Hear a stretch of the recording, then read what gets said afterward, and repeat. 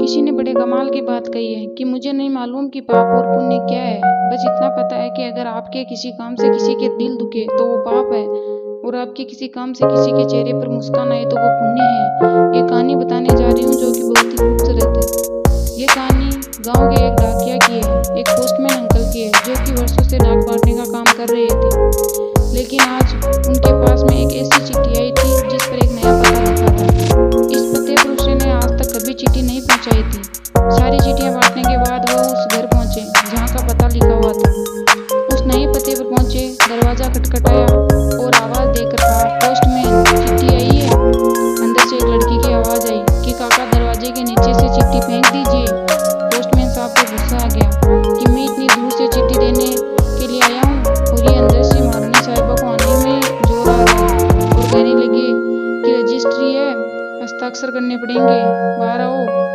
अंदर से आवाज आई, आती हूँ। 2 3 4 5 मिनट हुए, अंदर से कोई आया नहीं। इनको गुस्सा आ रहा था कि अजीब बात है, चिट्ठी पहुंचाने आया हूँ और अंदर से कोई लेने नहीं आ रहा है। 5 मिनट के बाद तकरीबन दरवाजा खुला।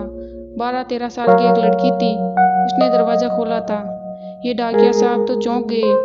उस 12-13 साल की लड़की के पैर नहीं थे। इन्हें गिलानी होने लगी, गिल्ट होने लगी कि मैं क्या इतनी देर से 5 मिनट भी इंतजार नहीं कर पाया। ये कहने से पहले उस लड़की ने कहा कि माफ कीजिएगा काका, आने में थोड़ी देर हो गई है, लाइए मेरी चिट्ठी कहाँ है, कहाँ हस्ताक्षर करने। उसके बाद ये डाकिया थे जो इन्होंने आशीर्वाद दिया बच्ची को और चले गए। 10-12 दिन बाद फिर से चिट्ठी आई उसी पते की। अब की बार ये वहाँ जाने के लिए और उत्सुक थे।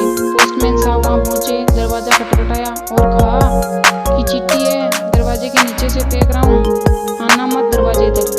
तभी अंदर से आवाज आई, अरे काका रुको रुको, आप जाना नहीं, रुको आप जाना मत, मैं चिट्ठी लेने के लिए खुद आ रही हूँ।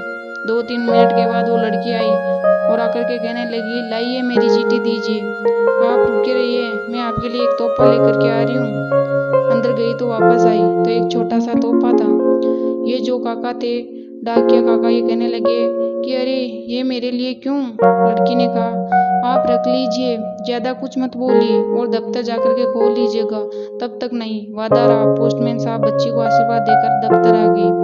दफ्तर आकर के गिफ्ट खोला तो इसमें इनके लिए चप्पलें थी। नंगे पैर डाक बांट रहे थे लेकिन किसी ने ध्यान नहीं दिया। उस बच्ची ने ध्यान दिया और अपने काका के लिए चप्पल गिफ्ट कर दी। इनकी आंखें नम थी और रो रहे थे और सोच रहे थे कि उस बिटिया ने तो मुझे चप्पल तो गिफ्ट कर दी, लेकिन मैं उसके लिए पैर कहाँ से लाऊं। और इन्हें फिर से वो बात याद आने लगी जब ये 5 मिनट भी वेट नहीं कर पाई और गुस्सा कर रहे थे। छोटी सी कहानी है लेकिन ये कहानी सबसे बड़ी बात सिखाती है कि आज के ज़माने में संवेदनाएं, इमोशन जिसे कहते हैं, वो खत्म हो गए हैं। इमोशनल फ्लैश हो गया है, बहुत जल्दी जज करने लगे हैं, बहुत जल्दी लोगों के बारे में राय बताने लगे हैं। हमें इमोशनलेस नहीं होना चाहिए, क्योंकि इमोशन से ही, संवेदनाओं से ही ये संसार है, ये दुनिया है, बड़ी सुंदर बनती है। अगर इमोशंस खत्म हो जाएंगे तो किसी रिश्ते का कोई मायना नहीं रह जाएगा। धन्यवाद।